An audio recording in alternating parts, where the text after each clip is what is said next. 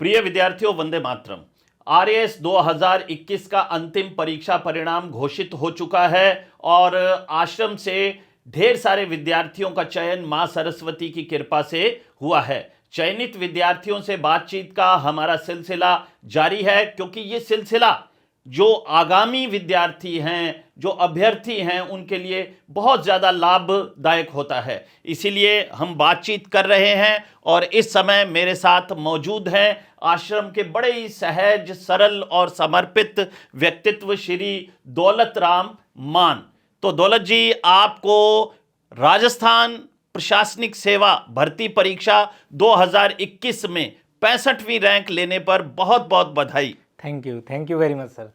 अच्छा दौलत जी, आप कुंजी गांव तहसील भादरा के निवासी हैं। जी सर। ग्रामीण परिवेश से हैं, तो माता पिता क्या काम करते हैं आपके?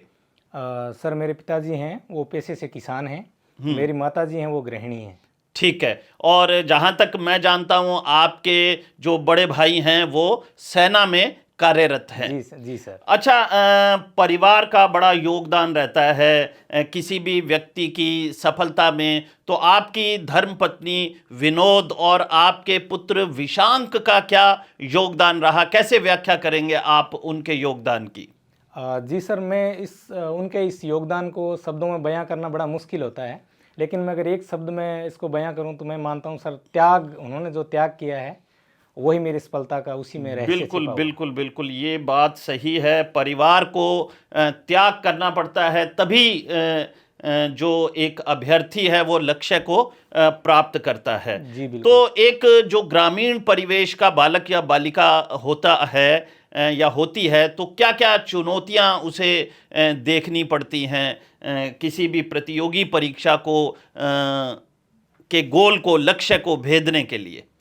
सर उसमें सबसे पहले मैं बताना चाहूँगा कि जो विद्यार्थी होते हैं ग्रामीण परिवेश से, उन पे सबसे पहले तो दबाव रहता है कि सबसे पहले आप रोज़गार पाएँ, तो रोज़गार का दबाव। और दूसरा सर, जैसे गांव में दूसरे जो लोग होते हैं उनका भी एक दबाव होता है कि वो ये बोलते हैं कि भाई सिलेक्शन नहीं होगा, तो उनको कुछ उनके बारे में गलत धारणा भी बन जाती है। तो इस दबाव को झेलते हुए और अपने लक्ष्य तक पहुंचना ही बड़ी चुनौती है सर। बिल्कुल बिल्कुल, मैं ये मान के चलता हूँ कि गांव में सामाजिक दबाव बहुत ज़्यादा रहता है एक अभ्यर्थी पर।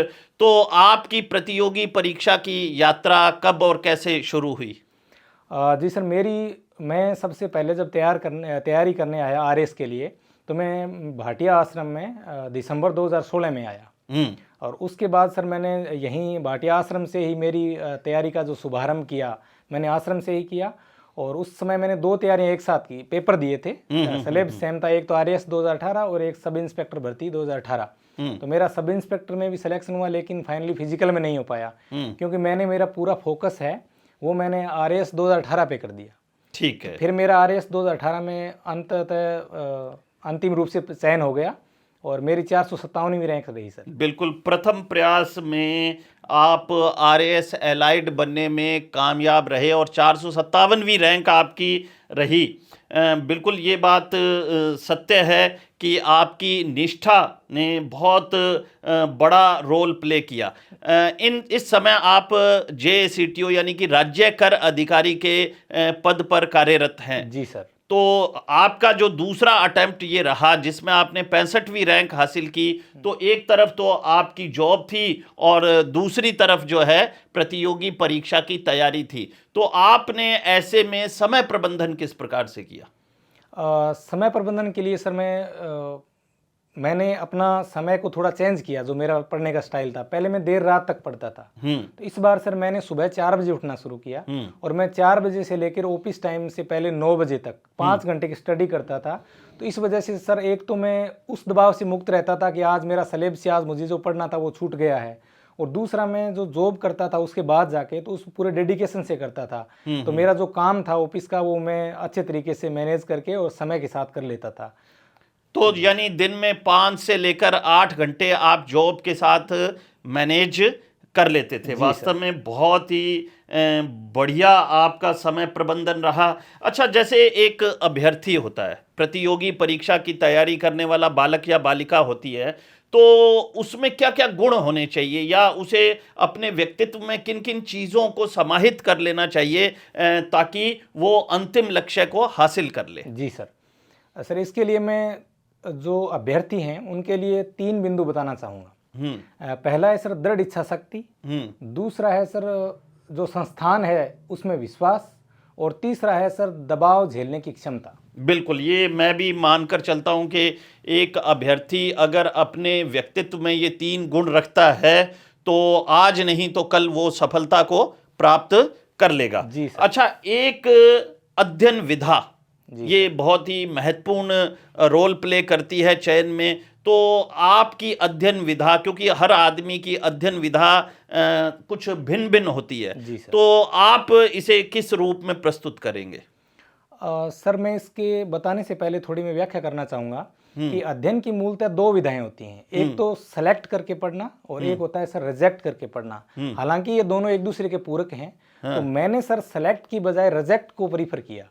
तो मैं, क्योंकि अथाह भंडार है आजकल जो स्टडी मटेरियल है उसका मार्केट में, तो मैंने रिजेक्ट प्रोसेस से पढ़ा तो वो ऑटोमेटिकली सेलेक्ट हो जाता है। बिल्कुल बिल्कुल। तो उससे आप अनावश्यक जो चीज़ें हैं, या अनावश्यक नहीं कहें तो जो भार है पढ़ने का एक स्टडी मटेरियल का, वो आप कम कर पाते हैं। समय को मैनेज करते हुए अच्छे से प्रबंधन कर सकते हैं पढ़ने का। बिल्कुल, रिजेक्ट करके पढ़ना, ये एक नई टर्म आपने विद्यार्थियों को बताई है जो कि बहुत ही महत्वपूर्ण है। तो अब हमारी इस चर्चा के अंत में आप अभ्यर्थियों के लिए क्या संदेश देना चाहेंगे? जी सर, मैं अभ्यर्थियों को संदेश में ये कहना चाहूँगा कि जैसा कि आप इस जो रूम है जहाँ हम बैठे हैं, इसमें एक बोर्ड लगा हुआ है, उस पर मैंने देखा सर कि एक लाइन लिखी है, वो मुझे बेहद ही उसको एक शब्द एक लाइन में हम कह सकते हैं मेरा संदेश को, कि हार्ड वर्क बीट्स टैलेंट।